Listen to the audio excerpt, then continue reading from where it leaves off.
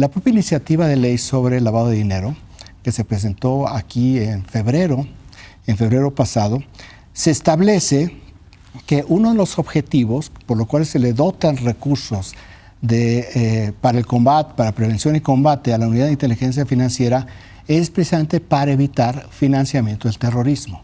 ¿Por qué digo que esto es muy importante? Porque si bien en términos de tipología ninguno de los dos cárteles podrían ser considerados en la definición clásica de terrorismo con fines políticos, en la definición que tiene el Departamento de Estado, y además en la argumentación sobre los vínculos de los cárteles de la droga mexicano con organizaciones que sí están clasificadas como terroristas, entonces ahí cabe la posibilidad para que, en dado caso que esto procediera, sí se podría definir. ¿Y en qué puntos es en lo que me refiero al terrorismo?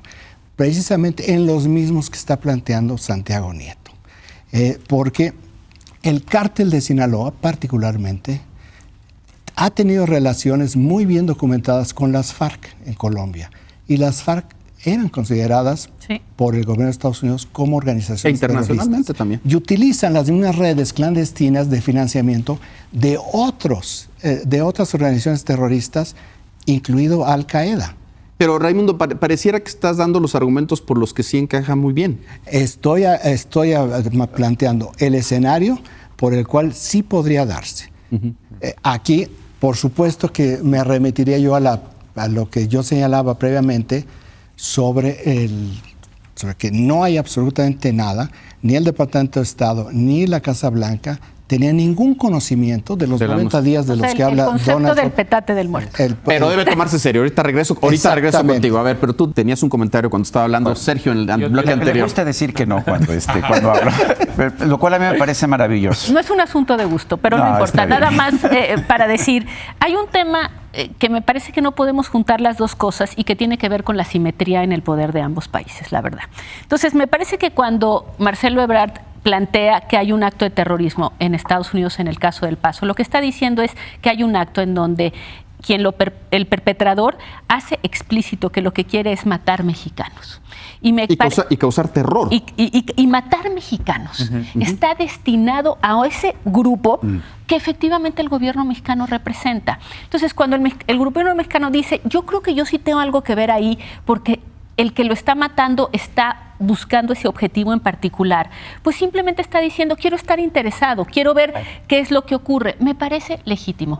Decir que eso tiene algún tipo de relación en el que dentro de una asimetría como la que existe entre México y Estados Unidos diga, yo quiero considerar a tus grupos criminales como terroristas, lo cual me da a mí toda una legislación que incluye una posible intervención extraterritorial sin tu autorización, pues me parece que hay un abismo que no es comparable. Un poco lo hablábamos la semana pasada con el tema de las acciones afirmativas y de no existe racismo.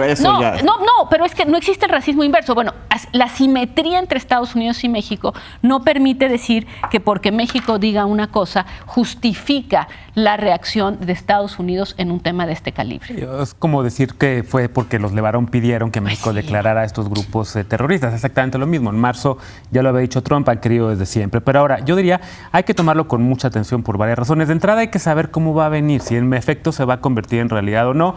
Hay varias vías para que eso desde Estados Unidos se pueda convertir en una realidad. Y varios alcances también. Puede ser un decreto ejecutivo, puede ser por vía del Congreso. Trump dijo que lleva 90 días analizándolo. Lo cual no es cierto. Lo cual no es cierto. Yo creo que Trump no puede tener la atención de más de una hora o de media hora de leer un documento, pero bueno.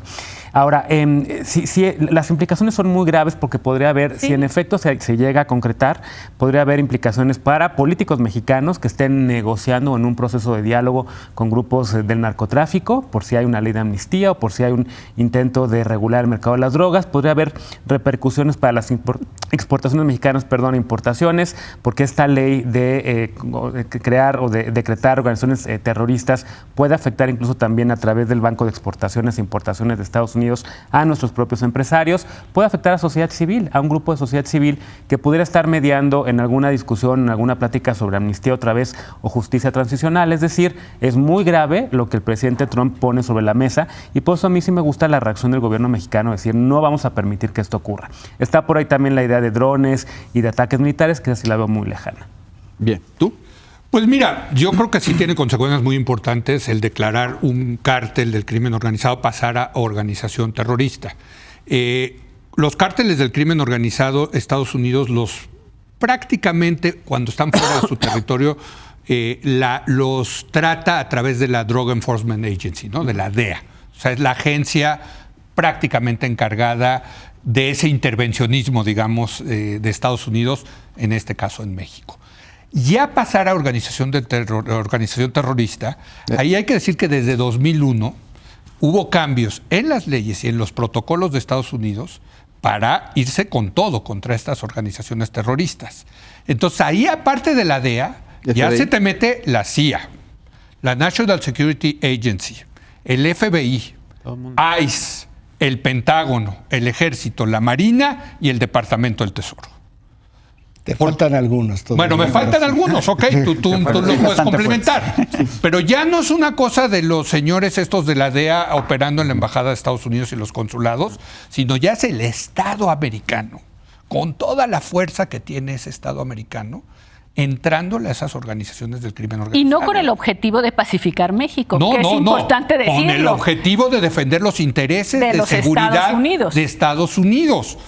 Ahora sí que en inglés, whatever that means, ¿no? En este caso. Entonces, hijo, si de por sí México ha sufrido mucho en esta guerra contra las drogas por la intervención de la DEA, pues hombre, escalarlo a que vengan aquí todas estas instituciones sí va a tener consecuencias muy negativas, muy graves, yo creo, ¿no? René, consecuencias. El impacto aquí. Sí. A ver, yo primero creo que hay que tomar en cuenta quien abre aquí ese debate de hablar del narcotráfico como terrorismo fue la semana pasada el gobernador de Tamaulipas, Francisco García Cabeza de Vaca. Es decir, ya hay voces dentro del propio país que sugieren una intervención foránea para resolver ese problema. Eso me parece delicado. En descargo de esa delicadeza, un lector me decía, pues véngase a vivir aquí a Tamaulipas para que sepa usted si es o no necesaria una intervención de Estados Unidos. Pero el hecho es que ya hay voces adentro que dicen, ¿por qué no pensamos en alguien más que venga a combatir a los criminales? 1. 2. Hoy cuando en la conferencia matutina el presidente se refiere a los 5 asuntos que lo han preocupado, por decirlo de esa manera, entre estos estuvo el de los aranceles y cedimos. Cedimos porque o me contienes a la migración o grabo tus mercancías. Entonces, nada más para tenerlo en cuenta, cómo esta relación no ha sido, por decirlo suavemente, de la forma en que quisiéramos que se llevara a cabo la relación de México con Estados Unidos. Bueno, pero hay que tomar en cuenta frente a quién estamos. No, también, sí, o sea, sí, digo, es una circunstancia... El carácter asimétrico, pero ya estamos... El carácter asimétrico y el carácter del presidente de Estados Unidos. Ahora, lamentablemente, ¿en qué momento cae? Cae en un punto en el que el presidente está a punto de llevar a cabo su primer aniversario y en el cual creo que va a lastimar mucho las cuentas que rinda. ¿Por qué? Porque en la materia de violencia criminal este es el peor año, 1. Y 2, que se ve agravado por 2 acontecimientos recientes, Culiacán y desde luego Bavispe, la familia Levarón. Y creo que va a obligarlo a matizar el uso del lenguaje. Si era para efectos de divulgación y de educación política el hablar de resumir la estrategia en abrazos, no balazos, pues resulta que es una cosa mucho más compleja. A ver, ahora sí, ¿por qué a pesar de ser el petate del muerto hay que tomarlo seriamente? Porque es impredecible Donald Trump. Está herido, la próxima semana inician las audiencias ya sobre juicio político en el Congreso, está en un proceso electoral y porque deberíamos de escuchar muy bien lo que dice Donald Trump, pero también escuchar lo que ha señalado en diferentes momentos. Aquí, ¿qué es lo importante? Las definiciones sobre si es terrorismo o no, sobre si entra o no. Consenso internacional. Es irrelevante la definición. Si Estados Unidos lo quiere hacer, lo va a hacer. Y lo ha hecho así de manera permanente. Entonces, ¿puede llevar su justicia extraterritorial? Por supuesto que sí lo puede hacer. Hay un fallo de la Suprema Corte de Justicia de Estados Unidos de 1993. Entonces, le permite a Estados Unidos aplicar la ley del condado Orange de donde quiera, del otro lado del mundo. Ya lo hicieron aquí, cuando un grupo pagado por la DEA, mercenarios de la DEA, fueron a Guadalajara, entraron al consultorio del doctor Humberto Álvarez Machain, que vinculaban con el caso de la tortura de la gente de la DEA, lo privaron de su libertad, se lo llevaron sin ningún problema y se lo entregaron a la DEA en El Paso, Texas, para ser juzgado. Entonces, si Estados Unidos lo quiere hacer, lo puede hacer sin importar absolutamente nada. Aquí lo que la diferencia de que sí, es decir, si ya lo puede hacer, ¿cuál es el riesgo de que sí declaren a uno o varios carteles como organizaciones terroristas? Hay que evitarlo. Hay que evitar que venga esta declaración por el tipo de implicaciones de otro índole que aquí han venido señalando. ¿Qué es lo importante? ¿Qué es lo que creo que está diciendo Donald Trump? Y lo dijo ayer en esta entrevista. Ya le hemos ofrecido al presidente López Obrador limpiarlo. Dice, él ha dicho que no, pero vamos a trabajar, vamos a seguir trabajando para ver qué podemos hacer. ¿Qué es lo que ha venido diciendo Donald Trump desde hace ya varios meses?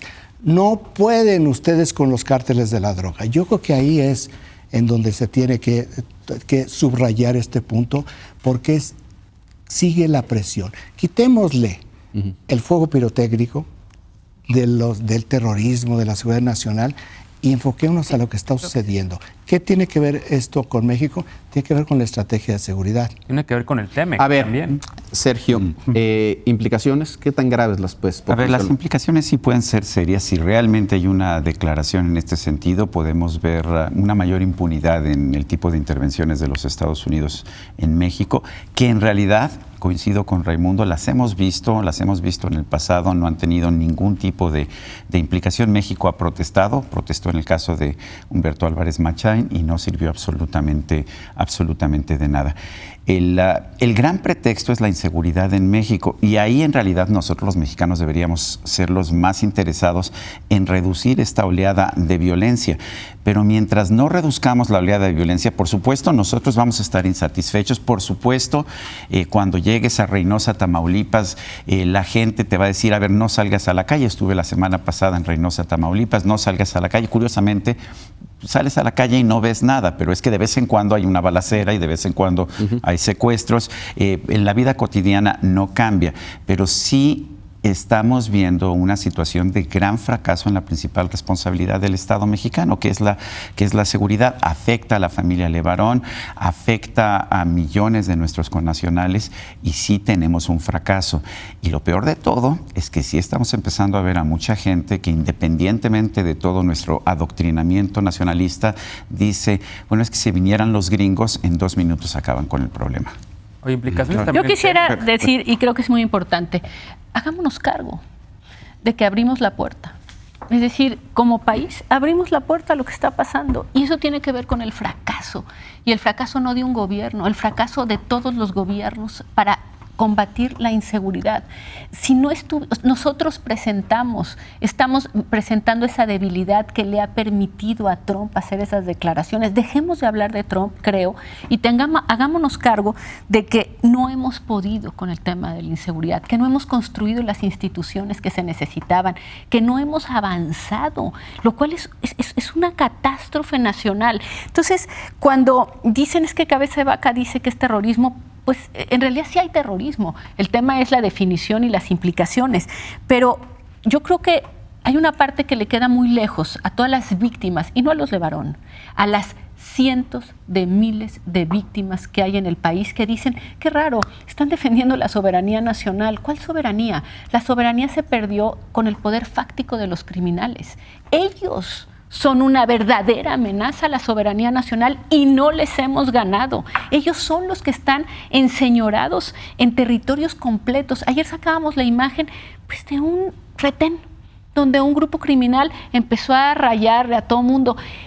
¿Quiénes abrieron la puerta? Fuimos nosotros. Nuestra debilidad institucional abrió ese flanco débil para que llegara un señor como Trump y se le ocurriera que, ¿por qué no?, que está fácil para él utilizarnos en su campaña. Pero el mea culpa me parece que es nuestro. Es que mira, sí existe eso, pero me parece que son dos cosas un poco separadas. Porque el reclamo es por los 100,000 muertos en Estados Unidos.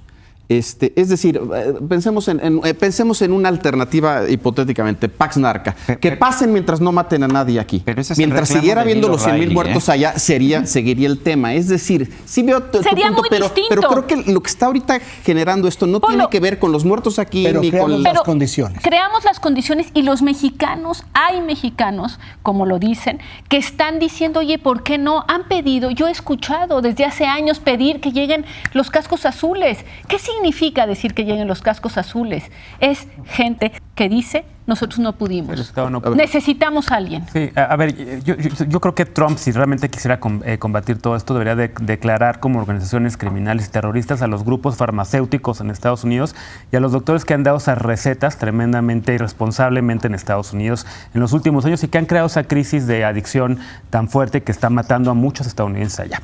Habiendo dicho eso, implicaciones para México, pues ya está, el TEMEC ya se mandó otra vez en el calendario del Congreso de Estados Unidos, tal vez hasta el año que entra, y quién sabe si hasta el final del proceso electoral que empieza ya en enero. Pero eso no tiene nada que ver con esto. No, los legisladores van a empezar, porque realmente es el tema laboral el que todavía está saltando, ¿no?, en el Congreso. Pero si decide decretarlo de organizaciones terroristas, los congresistas van a meterse a discutir también ese tema. Entonces, en el calendario, en el semáforo legislativo de Estados Unidos, la discusión del TEMEC pasa a segundo plano.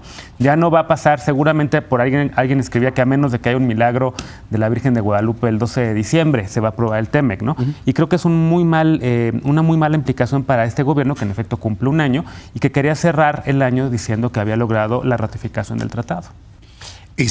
A ver, decía Sergio y decía Denise, el fracaso de nuestra incapacidad de combatir el crimen. Yo creo que el impacto pega en la línea de flotación de uno de los postulados del gobierno.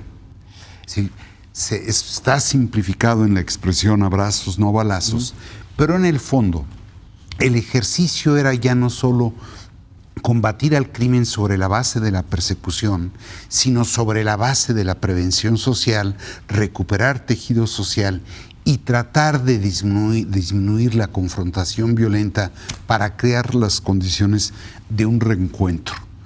¿Sí? Creo que le viene en muy mal momento al gobierno el que se plantee este asunto, porque esa política de seguridad va a verse presionada. Se va a ver presionada sobre la base de que hay que actuar con firmeza contra el crimen, y entonces otra vez se va a ir al cesto de la basura la posibilidad de combatir el crimen no solo por la vía armada. Eso me parece en extremo delicado, porque, es decir, de los tres ejes de la actual administración, que era reducir desigualdad, impunidad e inseguridad, resulta que si no hay crecimiento, no hay desarrollo, y entonces no se reduce la desigualdad. Sí, por el otro lado, creo que es el capítulo donde puede entregar buenas cuentas el de la disminución de la corrupción, tanto sobre la base de la captura de presuntos corruptos, como sobre la base de una mística en el servicio público. Pero en el de la inseguridad no entrega buenas cuentas, se ve cuestionada y presionada su política. No sé si esta estuviera destinada al fracaso, pero era ensayar otro derrotero. Ahí es donde duele, ¿eh? Bien, a ver, finalmente. Pues mira, decía Denise, y con toda la razón, hagámonos cargo. Y yo recuerdo que alguna vez tuve un debate con Arturo Valenzuela, que en ese entonces era el subsecretario de Asuntos Internos, exacto, del presidente Obama. Yo le decía, es que con ustedes, con esta guerra de las drogas que nos han impuesto, pues vean la violencia que se ha generado en este país. Y él me contestaba, ¿y ustedes qué han hecho? ¿Cuántos puntos del PIB recaudan? ¿Cuántos puntos del PIB se le dedican a la seguridad? Y bueno, pues es un muy buen argumento. No nos hemos hecho cargo de invertirle dinero a la seguridad. Y saco este tema a colación, Leopoldo, porque hay que ver el presupuesto 2020 y ver que, por ejemplo... ¿La Fiscalía? Una de las, exacto. ¿La Fiscalía? Exactamente. Una de las grandes perdedores del presupuesto 2020 es la Fiscalía General de la República, a la cual le castigan. En términos nominales va a tener la Fiscalía el año que entra el mismo dinero que tuvo la Procuraduría General de la República del último año de Peña Nieto. En términos nominales, en reales ya desde luego será menos. Entonces, pues sí, nosotros seguimos diciendo, malditos gringos, nos han impuesto esta guerra. ¿Y nosotros en qué nos hacemos cargo? Bueno, perdón, necesitamos hacernos cargo y empezar por nuestras instituciones e invirtiendo en nuestras instituciones. Tengo solamente unos segundos, pero entonces pareciera que esto que anunció ayer el presidente Trump fuese merecido. Es que... Pues mira, es que ¿sí o no? Yo no te voy a decir que no, porque reconocerlo es muy triste, pero efectivamente reconocerlo es la debilidad del Estado mexicano que pasa por esas instituciones y por un tema de dinero. O sea, la gente quiere seguridad, perfecto, pero tampoco quiere pagar impuestos. Pues no, perdón, no son compatibles.